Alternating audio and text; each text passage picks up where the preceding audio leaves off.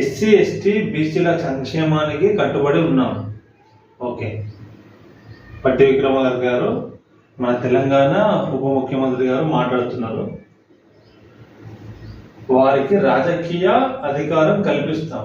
Okay, అయితే ఇప్పుడు ఎవరెవరున్నారు? మంత్రి పదవి ఎవరెవరికి వెళ్ళి బీర్లు అయ్యేకి ఇవ్వండి, వాకిటి శ్రీహరికి కూడా ఇవ్వండి. ఇంకెవరు?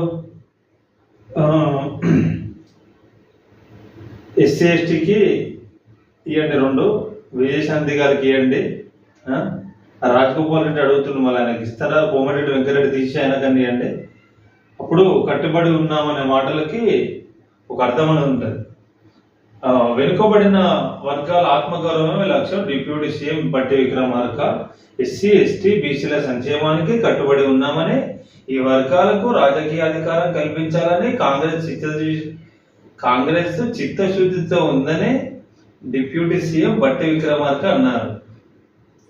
భద్రాద్రి కొత్తగూడెంలో జిల్లా పాల్వంచలో జరుగుతున్న తెలంగాణ కాంగ్రెస్ ఆదివాసీ కార్యకర్తల సమ్మేళనంలో బట్టి సహా మంత్రి బట్టి సగం పేర్లు ఎందుకు ఇస్తారు? బట్టి విక్రమార్క డిప్యూటీ సీఎం అని చెప్పి వేయండి. మంత్రి పొంగులేటి శ్రీనివాసరెడ్డి అని మొత్తం పేరు వేసారు. ఆయన పేరు కూడా ఏనికి రాదా పేపర్లకి?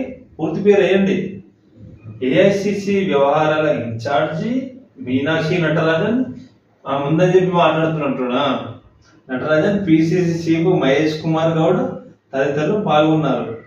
నేను అక్కడక్కడ మీటింగ్ పెట్టి ఇట్లన్నా మళ్ళీ పార్టీని పైకి తీద్దామన్నాడు బాబు అన్నట్టు ఆమె చెప్పినట్టుంది. తీసుకొని వచ్చి ఆమె ముందు మాట్లాడుతున్నారు అంతే.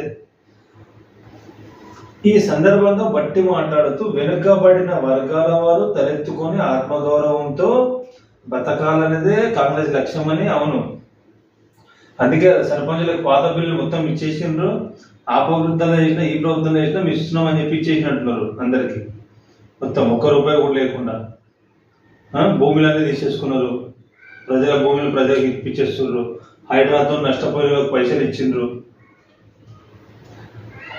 ఆత్మగౌరవంతో బతకాలనేది కాంగ్రెస్ లక్ష్యమని స్పష్టం చేశారు. దేశంలోని అన్ని రకాల వనరులను ఎస్సీ ఎస్టీ